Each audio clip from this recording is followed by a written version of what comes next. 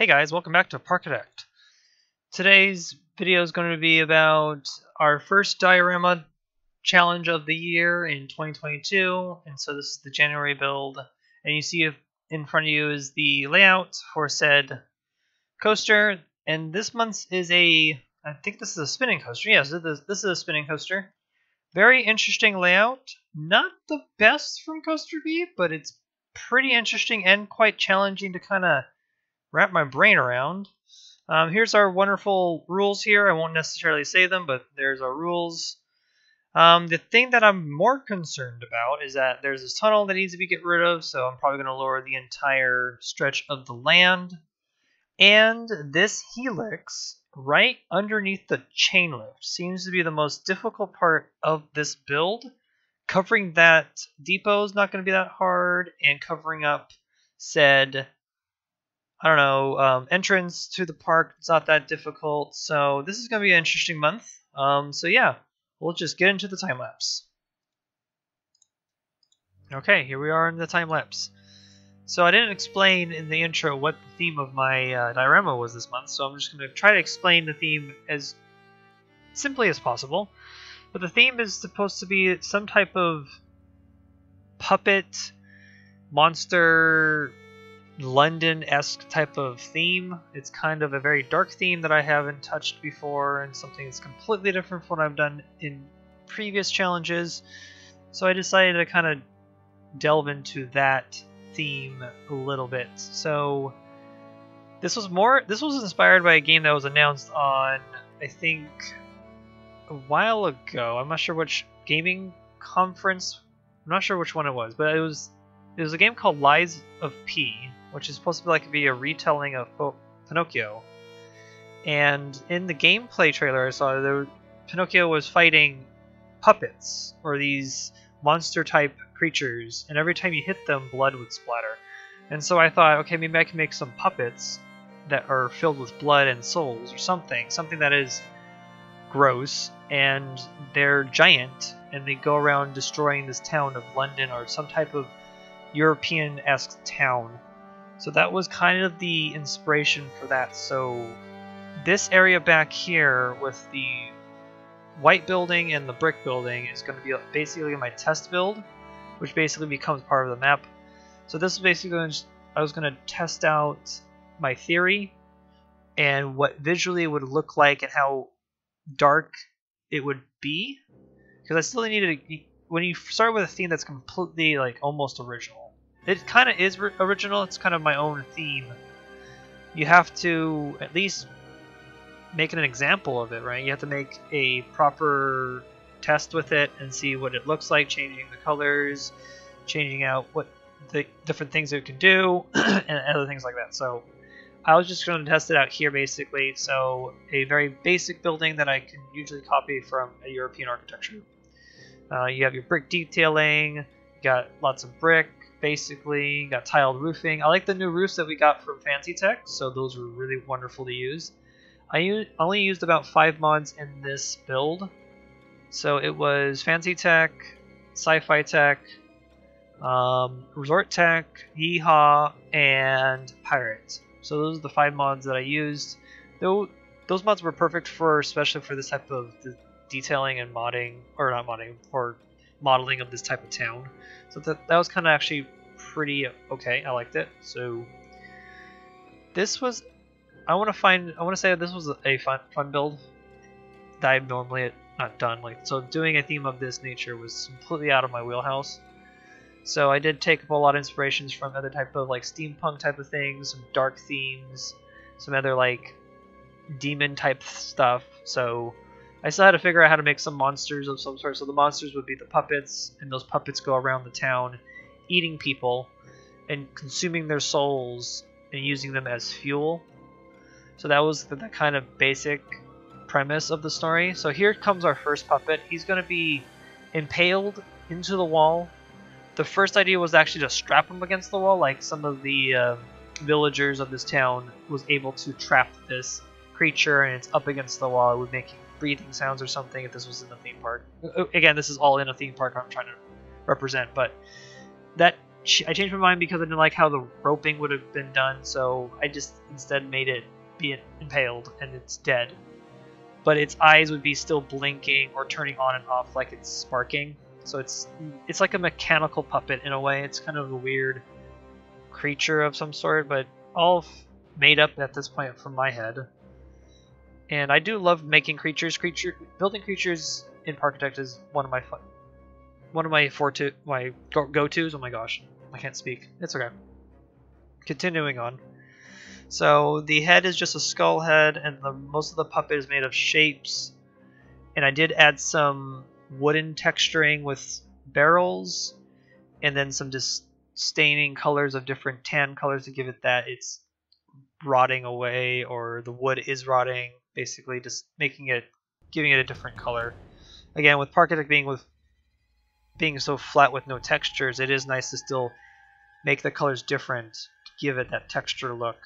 Or try to. It's kind of the objective here. So I've been using Freedom 2K's feature for sticky items, which is actually really useful for especially like making well, this guy here gets impaled by a pole, so, or a spear of some sort, and that's really nice that I can just stick it to it and then stick cylinders on it and make some blood. And there you go, there's the first puppet. That's actually not the final puppet. The final puppet actually looks a little bit more detailed. I did some more detailing off screen, but I will show you more close-ups of all the creatures when we do the tour at the end.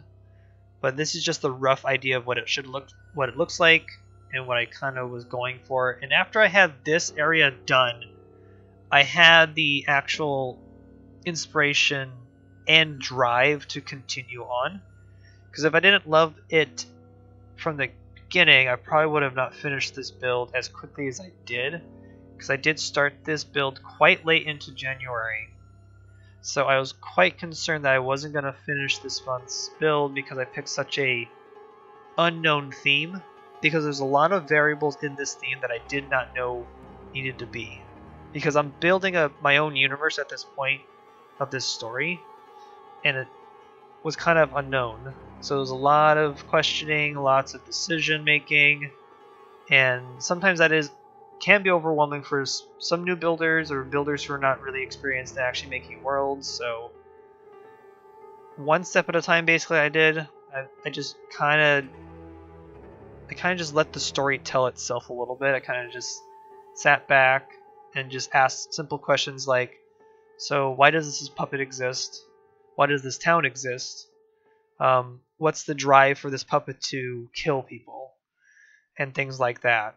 And then I would look at a wall and ask the same question, like, so what does this wall do? Does this wall hold pipes? Does this wall hold back a retaining wall for something? Who knows what these walls do? But I kind of asked the question in all of these places. So that's kind of like my basic understanding of what world building could be. And I just kind of went from there. What really helped this month for me for building this diorama was I was into this like weird, I don't know, binge of watching model making videos or tutorials on YouTube. And there's some really good tips in there about constructing your own worlds in those videos. And I came to the conclusion that Parkitect and model making are kind of similar. The only difference is that we're doing this virtually versus real life. So when a model builder is trying to build some type of universe or type of vehicle or building, and they're using different pieces from kits, it's called kit bashing. And we're basically doing that here too with different mods. So I'm using 5 different mods in my build, and I'm using pieces not intended. So in that respect, I'm kit bashing as well. I'm just doing it virtually. So I find it really cool that model building techniques can actually apply to Parkitect building, and it's really refreshing to know this, and it kind of doesn't make the build as daunting as it was before. So I had a huge inspiration spike from that, and I continued to go, and I just would look at a building, build it very quickly in a simple shape, and then tweak it as I go, instead of being like, oh, I have to make it super interesting right off the bat. And so I kind of just did that. The new word that I've been using also, which is from model building, is called Griebling.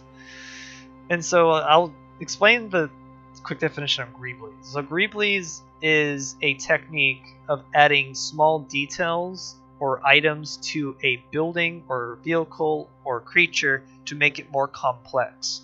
So when you take a simple square building and you add pipes, lights, wires, antennas, windows, well, maybe not windows, but little things like that to make the building a little bit more complex, it's called Griebling.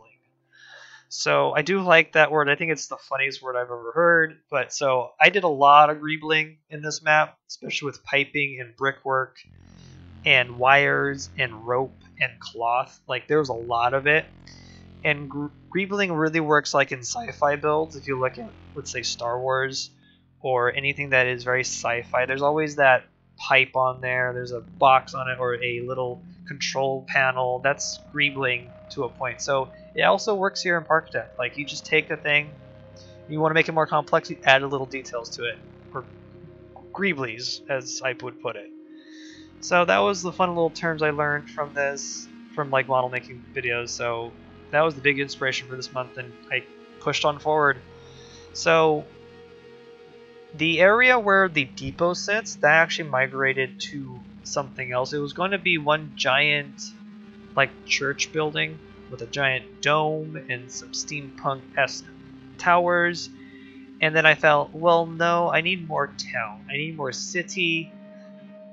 And I felt like stacking it on top of the depot and making a road go up there with staircases and guests could go up there. So that kind of migrated into that, and I kind of just wanted to stack buildings on top of each other.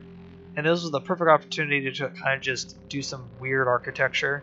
Instead of making one giant building, I made a whole bunch of little buildings kind of stacked on top of each other.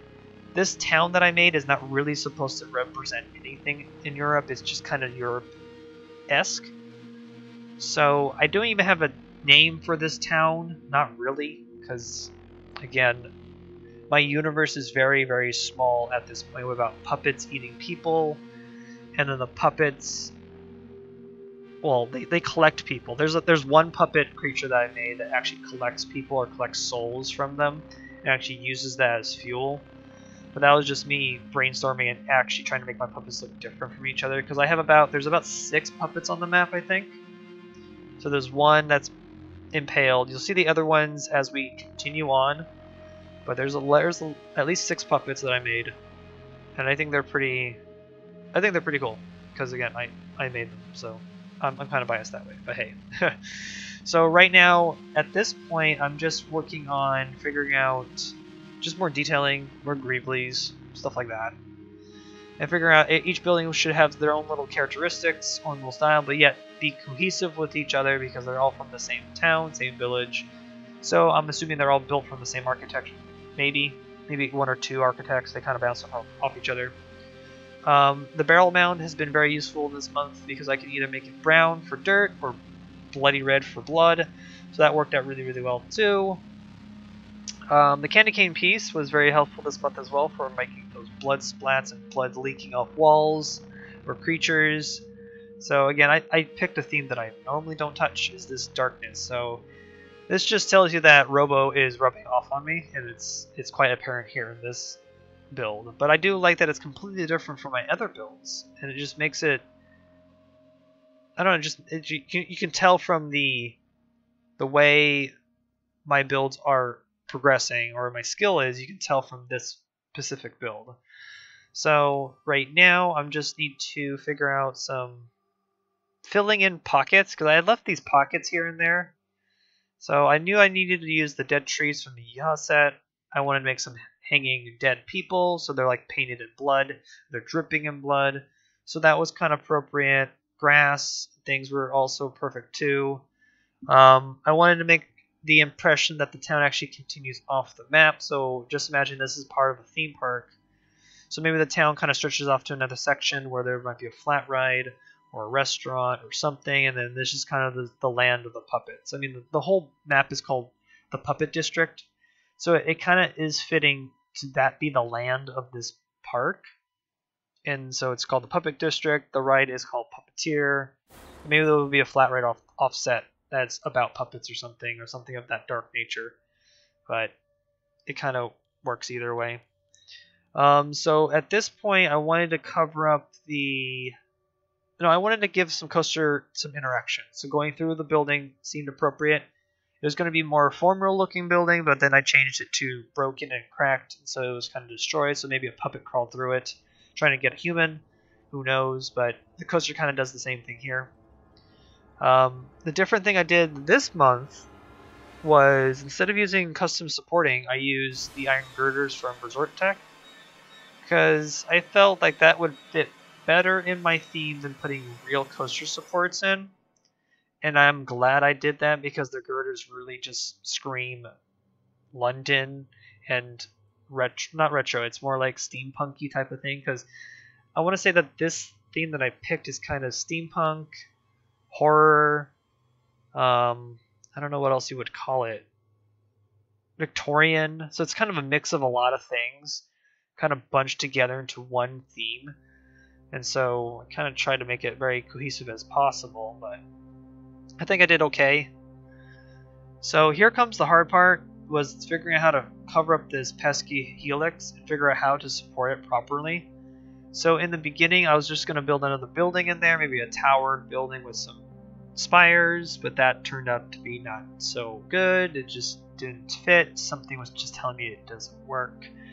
So I decided to be like, okay, well, if this is an area of London or some type of European town, I felt like there should be a pit here with pipes coming out of it, and then a construction site above it. Like some building was being built, they got put off hold because of the apocalypse of the puppets. Who knows? So that felt appropriate to kind of find a way to cover up and support this monstrosity of steel. Like this was the only part I could do it. And so funny about this layout is that the Helix actually has some clipping with the heads on the coaster, so it's kind of funny. So guests die on this coaster literally, so that's very appropriate. But I think I felt this was the better way to cover it. I saw some other builders do different ways to cover up theirs, and they were very clever in doing it, but I think everybody had the same sense of like, yeah, this Helix is annoying, we need to cover it up. It's not the best, it's in a very weird position, but I think that's also the point of the challenges in this, so we kind of just took it as it is and went from there. So as I was building this tower, I'm thinking in my head, what does this tower do? What does the tower tell the story of my story? What does it portray?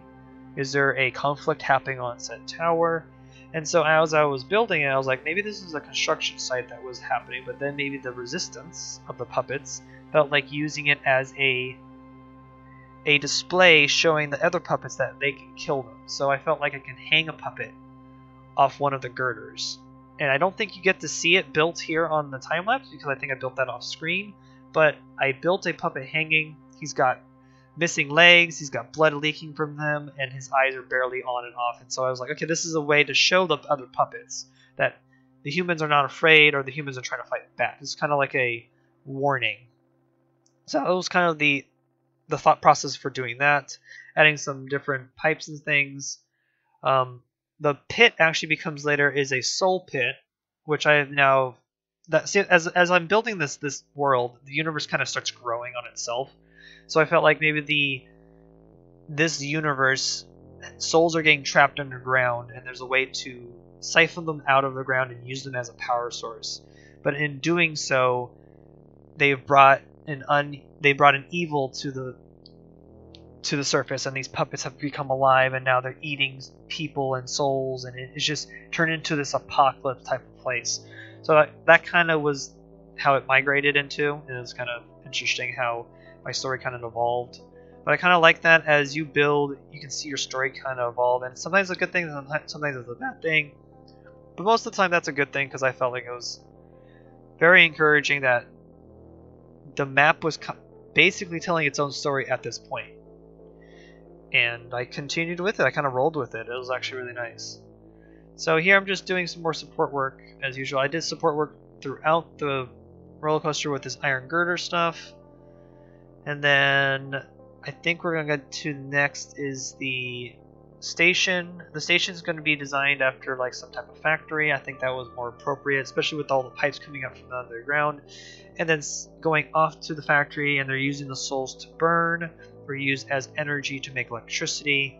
Because at this point, I think this place has electricity in it. It's kind of like a mix mash of things. It's steampunk. It's kind of modern, but not. But it's old-fashioned. It's kind of a mix of things, but I think it worked out, especially with all the Griebling I was doing with pipes and bricks and bordering up windows with was the planks piece from the Yeehaw pack, which is, oh my gosh, the Yeehaw pack was very, very useful in this month.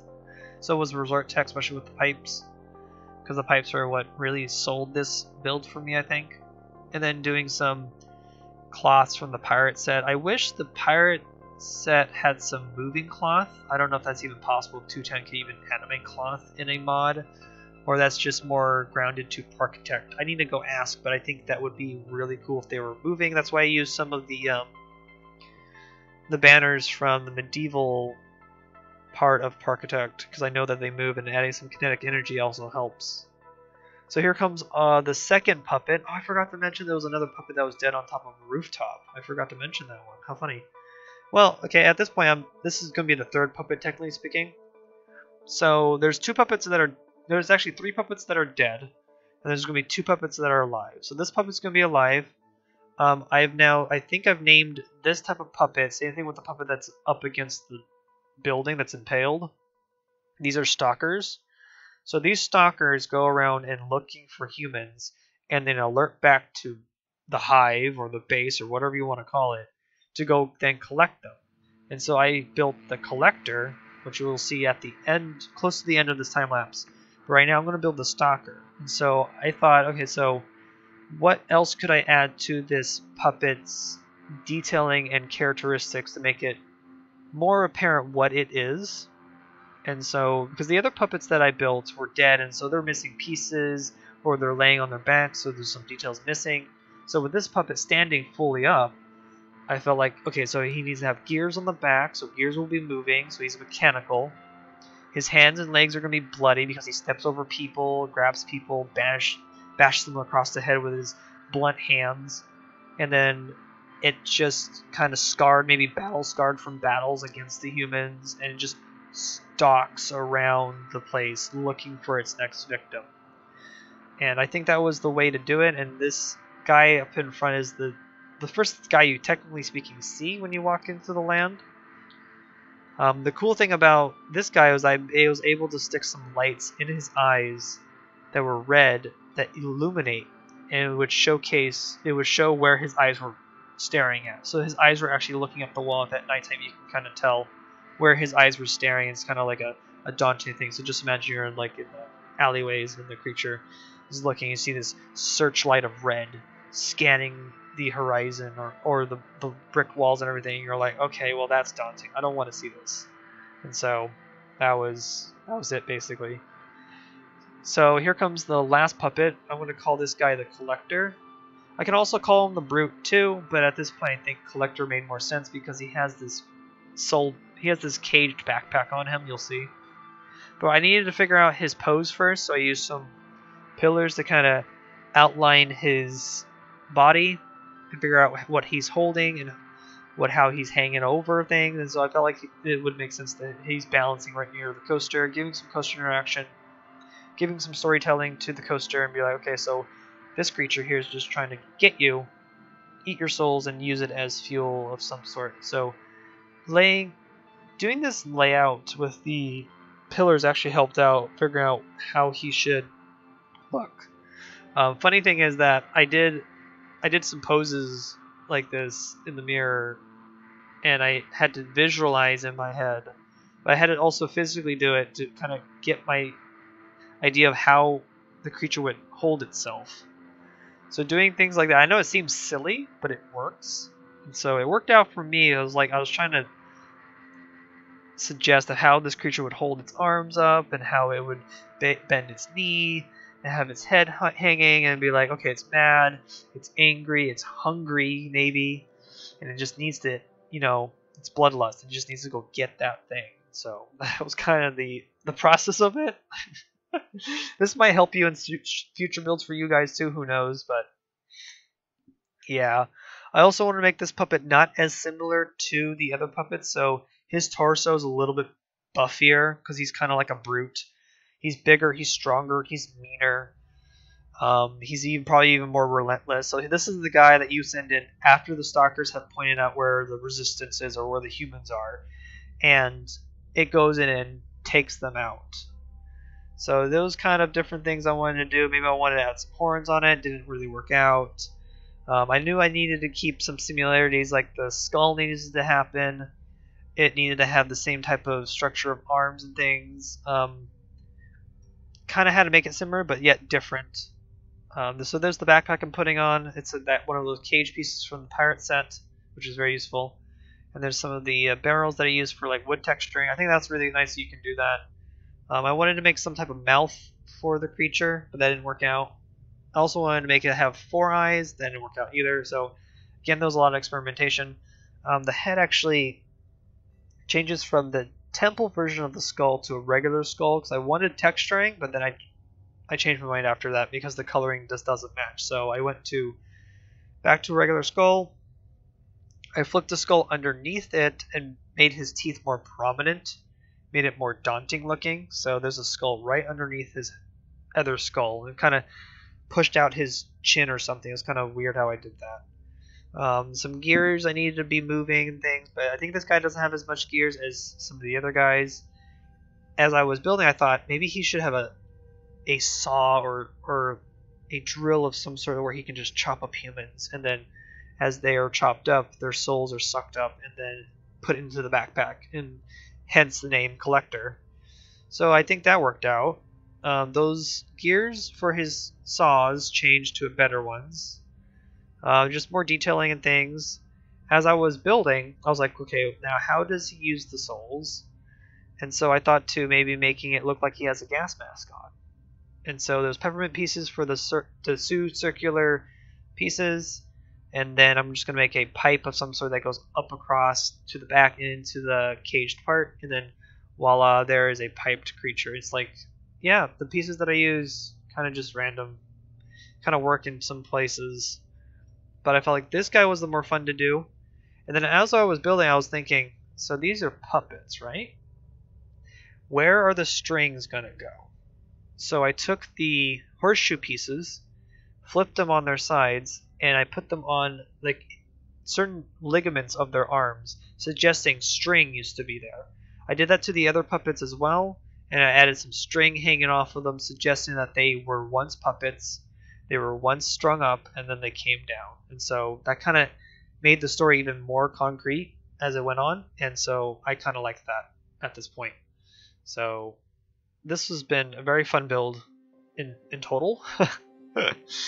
So here's the pipe, but I'm going to leave you guys here. In about a couple seconds, we're going to go do the live tour, and I'll show you some close-ups of all the things and all the cool little details, and I'll see you over there.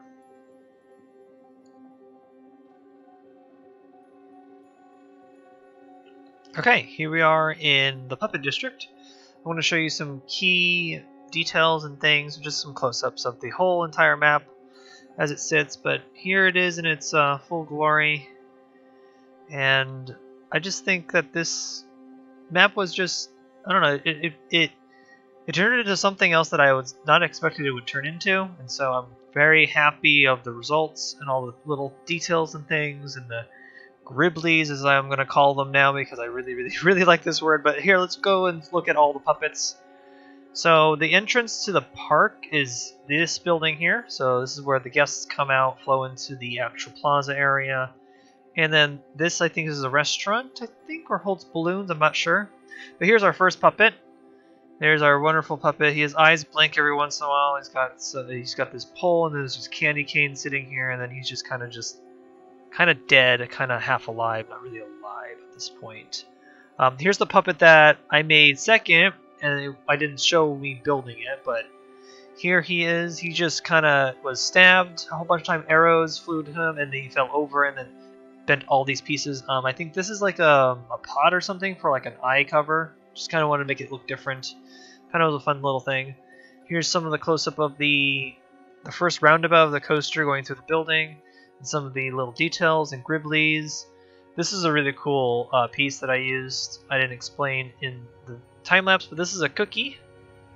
as little cobblestones inside the chimney. That was fun. These are barrel mounds on the side. I just wanted to see if those work, and especially with the sticky mode for Freedom 2K actually helps with that little notion, which is really nice. It's really cool. Actually, I'm curious. Can I leave this open? Oh, I can. I can leave it open and still look at objects. That's cool. So here's the second puppet. This is the guy that's hanging off the girders here, kind of threatening to the other puppets that the humans mean business. I think it adds a little bit more daunting and scariness, and this was a chance for me to actually add some gears on the back this time, but this time they're not moving because he's kind of basically dead. There goes one of the coaster trains. Here's the pit of souls kind of being sucked out from the pipes. Here's the first puppet that I worked on. There's some extra details I added on him as well off screen. I made one of his legs a peg leg to kind of suggest it got replaced. And then I added the horseshoes for the points where the strings would be, and then added a wheel kind of lodged in the back of his head. I added some pistons on the back to make him a little different, and then just make him a little bit more mechanical. And this worked out pretty well. I like this guy the most. Actually, I don't like this guy. I think this is I like this guy, but not as I like this guy the most. This is my favorite guy out of everything. So this was one of the coolest creatures I've built in a while, and I think he looks pretty cool. And the most scary, I think, because he's got all this dripping strings. He's got blood dripping out of him. He's got this giant saw thing. And he's just very daunting looking. Also, what's really cool at night, as I explained, that he has those lights that you can see the light kind of reflecting off of it. So he has these searchlights on. Same thing with this guy over here. He does it as well. He has these lights kind of appearing down here. But actually, I have this open. That's why it's not as dark. There it goes. A little bit darker. Cool. So here's the factory where all the souls are being used. The power set city or some type of mad scientist type of thing going on. I like all the little gribblies I put down and the different things I used. I just think that overall this map actually pulled itself together. I was concerned about how it would kind of formal its tell its story in a way. So this worked out pretty well. And yeah, this is the Puppet District. It is up on the workshop. It's been up on the workshop for a while actually, and I kind of finally got to making this video. So I hope you guys learned something new in my wonderful construction and other things. And I'm excited to start. So there's a new challenge on the Parkitect Discord called Battle of the Builders, and I got in, and so this is going to be a bracket style knockout competition, and we'll see how that goes. So if you're interested in seeing how that turns out, I suggest you jump onto the Discord and see what's going on. I might post some updates in my community tabs on the YouTube channel, and maybe on Twitter, and maybe on Reddit. But I know there's a rule that I can't share my creation on any social media until the voting day happens, so I have to keep it all mum. But I'm excited to see how that challenge goes. I would like to thank all you guys for watching my videos and clicking the like and the subscribe button, and I'm going to thank my Patreons for continuing to support me. If you want to support me on Patreon, you can. I'm going to try to ramp up production on Patreon and add some more secret stuff on there. Maybe Patrons get a special scenario map that you guys get to play only, or we do some type of Parkitect University live. I still need to try to do that, but life is kind of a little wonky at the moment, so I'm going to try my best to kind of organize that. But yeah, if you want to support me on Patreon, you can. And then, yeah, we'll see what next month's diorama challenge is going to be like, and I will see you guys in the next video. Bye!